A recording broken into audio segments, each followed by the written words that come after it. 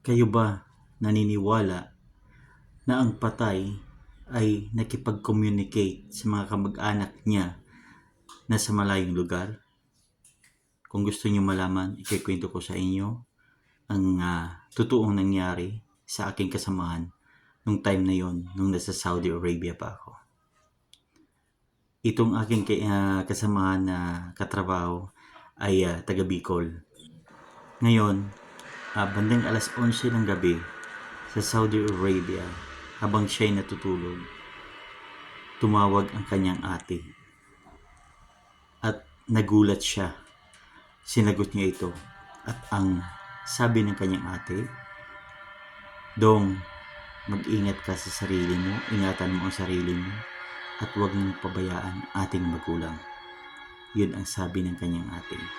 At sinagot naman niya ito na, "Bakit ate? Ano bang problema?" Ang sagot ng kanyang ate, "Dong, namimiss lang kita.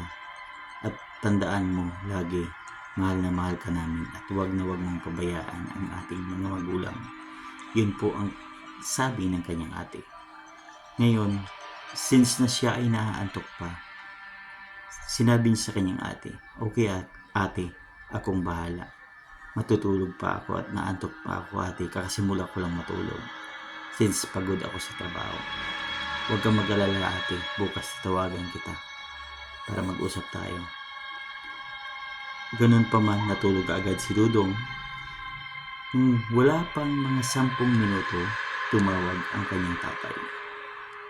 Tapos sabi ng kanyang tatay,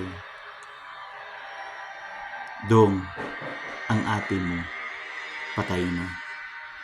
Ngayon, si Dodong, at sinabi niya doon sa kanyang tatay, sabi niya, "Huwag mo nga akong lukuhin tay.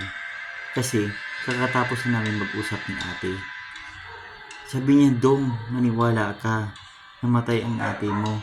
Paglabas niya sa trabaho, nasagasaan siya. On the spot namatay kaninang alas 5 ng hapon. Ibig sabihin matagal na oras. Almost 2 to 3 hours na ang nangyari na patay na ang kanyang kapatid." Hindi na niniwala si Dodong. Ang sinabi ni Dodong, "Huwag niyo po akong lukuhin tay. Matutulog na ako." Binaba ni Dodong ang kanyang phone.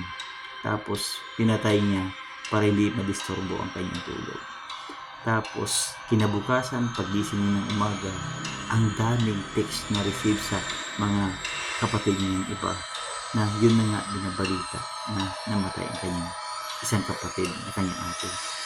Ngayon, tumawag ulit ang kanyang nanay, "Dong, maniwala ka, namatay si ate mo."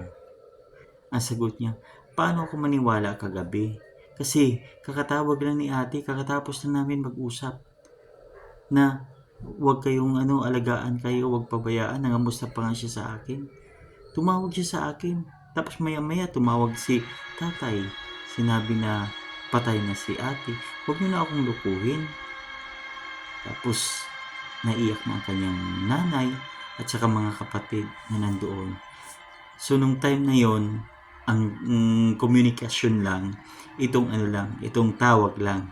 Walang video call, walang text lang at saka tawag. Wala pa itong mga video call na ito.